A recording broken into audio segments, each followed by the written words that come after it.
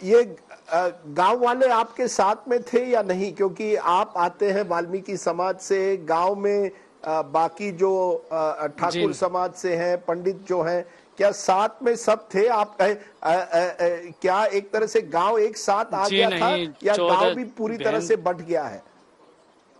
जी जी नहीं, 14 तारीख से अब तक अभी तक कोई भी गांव का एक भी बंदा, ये कोई भी नहीं आया कि बहन की तेरी तबीयत कैसी है, कैसी क्या है।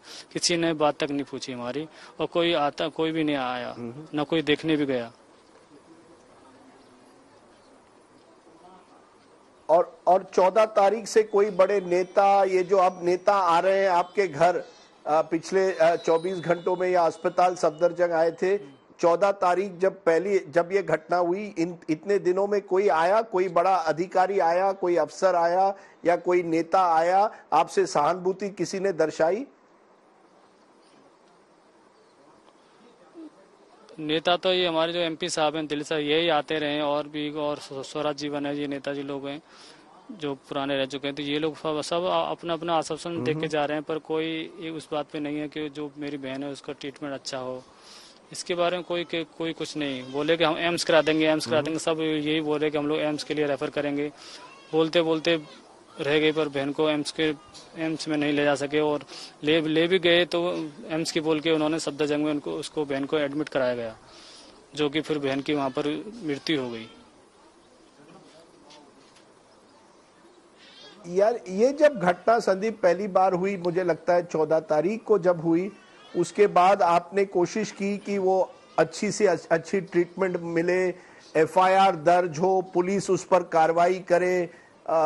किस तरह से प्रशासन ने आपको रिएक्शन दिया जब भी आप कोशिश करते थे प्रशासन से कि आपकी बहन की हालत देखिए, उनको अच्छे अस्पताल में डालना है, जिन्होंने ये करवाया उनके खिलाफ सख्त कार्रवाई होनी चाहिए, तब प्रशासन क्या कह रहा था? प्रशासन तो बस कर रहा है कि बोले जो भी बोले कि हम लोग आपके साथ हैं, आपको सब चीज़ से साथ हैं, तुम्हारी सिक्योरिटी के लिए सब चीज़ हम लोग सिक्योर हैं बिल्कुल। सब लोग ऐसे आश्वासन दे के जा रहे हैं, पर कोई हमारा जो वो था, पर अभी भी कल जो बात हुई है, तो कल जो हमारे एसपी साहब हैं वो खुद लैब आए हैं जनपद थाने से, बोल रहे हैं कि जो जो ये पीड़िता है, इस लड़की का गैंग रेप नहीं हुआ है, ना ही इसकी रीढ़ की हड्डी टूटी है, ना ही इसकी जीभ काटी है। ऐसे बयान दिया है उन्होंने। सच्चाई क्या है? आप हमें बताइए, देश को बताइए, सच्चाई क्या है जब पुलिस वाले कहते हैं कि कोई गैंगरेप नहीं हुआ है, कोई सच्चाई सर टॉर्चर ये नहीं है हुआ है? जो सच्चाई क्या है मेरे दोस्त? सच्चाई पूरी यही है कि उसके साथ जो गैंगरेप हुआ है, और जो इसकी जो जो हड्डी है, जो रीढ़ की और जो गर्दन की, वो टूटी हुई है, क्योंकि एक्सरे में पूरी तरह से बताया गया है, और सिटी स्कैन में बताया गया है। पर ये लोग जो, और हम लोग जो वहाँ से जब ये लेके गए हैं सफदरजंग के लिए, तो वहाँ से कोई रिपोर्ट भी नहीं मिली हम लोगों को। जो यहाँ पर टेस्ट जो कराई थी, वहाँ से कोई रिपोर्ट ना कोई कुछ हमको दिया नहीं गया, खाली हाथ भेजा गया वहाँ पर।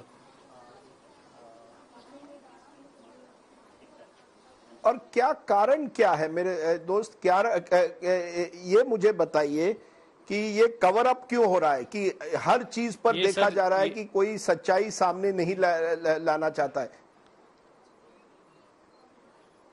सर, सच्चाई को कोई सामने नहीं आने दे रहा, क्योंकि इसको केस को जो सब दबाने की कोशिश कर रहे हैं। पूरा प्रशासन, शासन सब दबाने की कोशिश कर रहा है, क्योंकि ये दलित समाज की लड़की है, इस वजह से समाज इसको सब लोग दबाने की कोशिश कर रहे हैं।